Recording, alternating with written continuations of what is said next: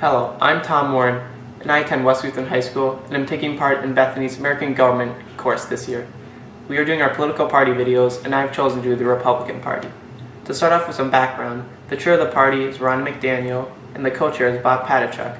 The U.S. House leader is Kevin McCarthy, and the U.S. Senate leader is Mitch McConnell. The chair of Governors Association is Bill Haslam.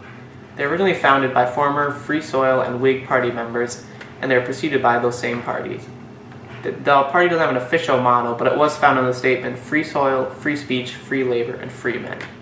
To go with their mission statement, with this platform, we, the Republican Party, reaffirm the principles that unite us in a common purpose.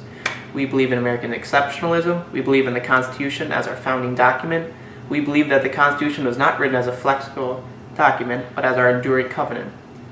We believe political freedom and economic freedom are indivisible. We believe our constitutional system, limited government, separation of powers, federalism, and the rights of the people must be preserved uncompromised for future generations. The affiliates is this party has representation, in every single state. Republicans get votes in every state and don't always win them, but they get the votes. Then the color is red, is their majority color. So to go some history for founding history, it was first founded on March 20th, 1854 by those former Whig and Free Soil Party members in Ripon, Wisconsin. On June 17th, 1856, the first Republican National Convention was held at the Musical Fund Hall in Philadelphia, Pennsylvania. And Abraham Lincoln became the first president to come from the party on November 6, 1860. So for the 20th century history, they've done a lot of good for our country, and it's had a wide range of influences. One thing they did was President Dwight D. Eisenhower started the construction of the interstate highway system. And that was very influential, got different areas connected, and we still see use today. He also passed the Civil Rights Act of 1960. We all know what great help that helped to improve our nation with relations and that such. The Reagan tax cuts in the year 1981 helped create jobs and strengthen the economy, and it was during a time when we really needed it. For electoral history, we see different things about who started it. John C. Fremont, he was the first Republican nominee for president. That was in 1856. Then 1860 and 1864, Abraham Lincoln won the presidency. First time a Republican did that. And since the party started, there have been 19 Republican nominees to win president. And then the House of Representatives and Senate, they both have the majority. 238 in the House and 51 in the Senate.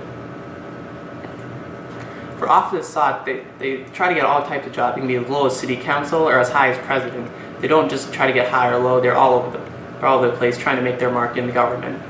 And for recent victories, our current president today, Donald Trump, he's a Republican. And also Republican Jason Lewis, he won the election to the House of Representatives on January 3rd, 2018 from Minnesota. So it's a more local aspect we see. So high and low, and all types of government, we see Republicans making their mark, which is very cool. So for about the party, more about ideology and political positions. In economic, they're more about free markets, fiscal conservatism, that type of thing. And they're more in favor of supply-side economics, not really in favor of estate taxes and income taxes. They're more thinking that the private sector is better helping the poor, for example, opposes government-run healthcare systems supported by taxes, favors healthcare by individual or by the employer. So social, they're more of laws that are conservative, traditional. They don't favor same-sex marriage or marijuana use. The majority of this party are pro-life, don't support the use of abortion. They are in favor of the Second Amendment, allowing us to have firearms and those types of things to be able to keep us safe and more protection in our homes in those areas. And they also have support the war on drugs. They don't favor the legalization of illegal drugs today. Civil rights, Republicans are normally against affirmative action for minorities and women. They believe it's not constructive because of the way it promotes discrimination. So they're very specific in the way we see what they favor in the social aspect. For environmental, they mostly have supported environmental protection during the party's history. They're in favor of market-based solutions, and they're against the cap-and-trade policy. Sometimes they've done environmentally harmful acts, oil drilling in protected areas, but they are trying to get better, and they're trying to conserve natural resources, protecting the health of humans and the environment, which is very good. For natural defense, the right to bear arms, weapons, and the stance against laws regulating weapons is very supported by this party. They prefer and favor solving problems at home first before assisting other nations. And they support the aspect of unilateralism regarding national security problems and matters. For international politics, they're split on illegal immigration, with whether they should favor making citizenship guidelines easier or focusing on the border first. They generally favor free trade with other nations. They want to expand it as well.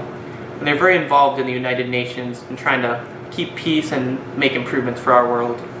They have student wing representation in the college Republicans and in the youth wing with the young Republicans and teenage Republicans. So things I like about the party, they have a lot of the same beliefs I have on gun control, foreign relations, and some of their traditional and conservative laws. A lot of these beliefs are Christian, and that's why I really like this party, because a lot of the Christian beliefs I have correlate. There are some things I don't like about the party, though. Sometimes the Democratic Party is more for making immigrants get citizenship easier, and that's something I'm for. And also in the way of taxing people depending on how much money they make, that's also something I'm for. So there are some things I don't like, but for the most part, I agree with them. There are some things they could do to better their chances to win. Sometimes younger generations don't get appealed to as much, and I think they can do a better effort of trying to reach those people.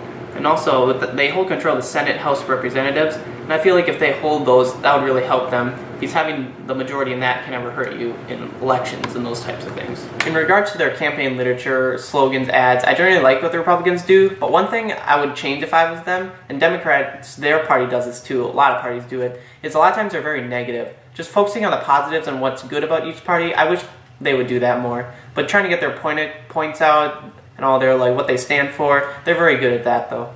For my closing comments, I'm happy I chose this party. If I had to choose a party, I think I would be a Republican, and now I get to learn more about them and what their beliefs are, and I really see that I think this is a party that I would correlate with.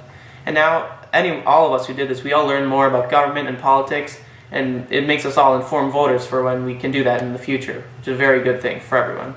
Thanks.